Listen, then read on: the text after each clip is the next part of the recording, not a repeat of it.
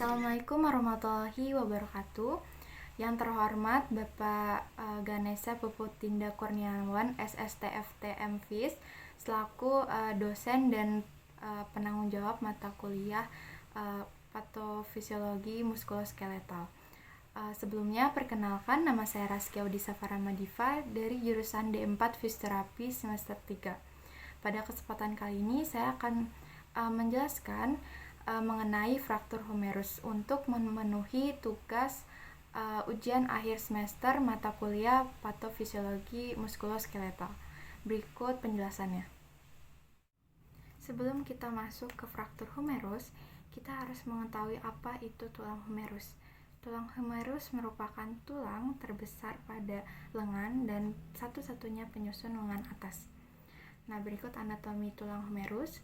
Pada bagian atas humerus di anterior terdapat kepala humerus, leher metamatomik, tuberositas minor, dan celah bispital. Sedangkan di posterior terdapat tuberositas mayor dan leher chirurgicum.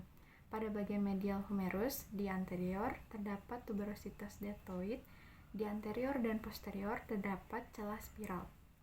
Pada bagian bawah humerus, di anterior terdapat fossa coronoid, capitulum, dan trachlea. Sedangkan di posterior terdapat epicondylus medialis dan fossa olecranon. Etiologi fraktur humerus adalah cedera yang terjadi pada tulang humerus akibat benturan keras yang menyebabkan trauma langsung atau tidak langsung. Penyebab lainnya yaitu akibat tekanan yang berulang-ulang yang mengakibatkan retak pada tulang. Kemudian ada kondisi abnormal pada tulang, contohnya keadaan tulang yang lemah atau yang bisa kita sebut osteoporosis, ada kanker tulang, kista atau tumor, dan atau infeksi pada tulang. Berikutnya jenis-jenis fraktur humerus. Yang pertama, fraktur humerus proksimal adalah patah tulang di bagian atas humerus dekat bahu. Sebagian besar fraktur humerus proksimal dapat diobati tanpa pembedahan karena ujung yang patah biasanya tidak bergeser dari tempatnya.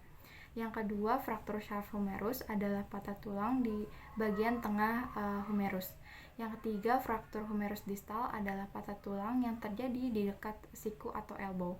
Fraktur jenis ini biasanya terjadi akibat cedera siku atau elbow yang lebih parah dan terkadang menyebabkan terlepasnya fragmen tulang. Klasifikasi fraktur humerus terbagi atas fraktur suprakondiler humerus, fraktur interkondiler, fraktur batang humerus, dan fraktur kolum humerus. Gejala fraktur humerus meliputi yang pertama terbatasnya pergerakan tulang, perubahan bentuk atau struktur tulang, gerakan asimetris yang tidak biasa dan spontan, kemudian timbul efek hangat pada area yang terkena cedera, dan muncul denyutan lembut akibat tekanan atau hantaman yang telah merusak jaringan lunak tulang. Berikutnya beberapa penanganan untuk fraktur humerus, yaitu yang pertama penyesuaian tulang. Jika mengalami patah tulang, para spesialis harus memanipulasi bagian humerus yang berbeda untuk memastikan tulang tersebut berada di tempat yang tepat. Pada penanganan ini akan diberikan pelemas otot atau obat penenang atau bahkan anestesi umum jika timbul rasa sakit dan bengkak yang luar biasa. Yang kedua, imobilisasi, yaitu kemungkinan perlu menggunakan sling, splint, brace atau gips agar lengan tidak bergerak dan menstabilkan bahu. Waktu untuk penyembuhan yang diperlukan bervariasi, namun biasanya antara 3 sampai 20 minggu. Yang ketiga, kompres dingin, yaitu menempatkan kompres es di daerah yang terluka atau cedera dapat membantu mengurangi pembengkakan dan nyeri. Yang keempat, terapi fisik. Nah, terapi ini sangat penting untuk meminimalkan kekakuan lengan, tangan, dan bahu saat lengan masih dalam gips. Setelah dilepas, akan dilakukan gerakan atau latihan yang dapat dilakukan untuk membangun kembali kekuatan otot, gerakan sendi, dan fleksibilitas. Yang kelima, pembedahan atau operasi.